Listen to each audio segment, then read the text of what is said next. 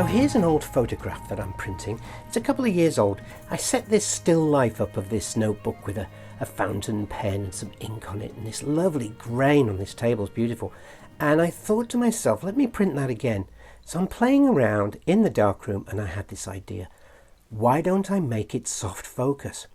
Well, even though I took this image 2 years ago or more, soft focus is still available to me, and this is how. But before I show you that, let me show you the final image here.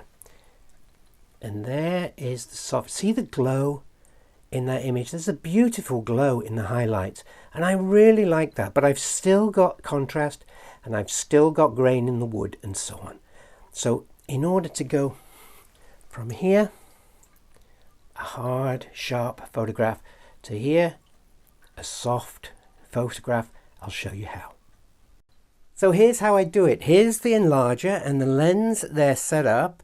This was a medium format photograph, so it's an 80mm lens. And I've got some old tights that I've cut up.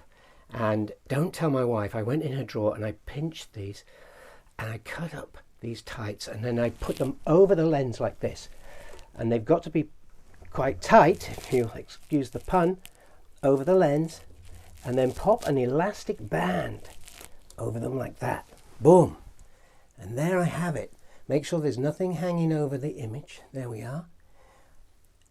And that's how I make the soft focus. And the glow in the highlights is beautiful. It's definitely worth you playing around with. I had to increase the grade by 1 in the soft focus version, and I had to increase the exposure by around about 70%. So +1 grade, plus 70% exposure. And that was for these tights. In America, I think they're called pantyhose. That was for these. Every one of them is going to be a little bit different, but that gives you an idea of how you might do this. It'll be a lot of fun, great for portraits, terrific with kids. It's really beautiful, soft focus. Have a go. So if you'd like to learn more about darkroom work, or even be reminded of things you've forgotten, subscribe to the channel, give me a thumbs up with this video, and I will see you next week with some more work with Pan F.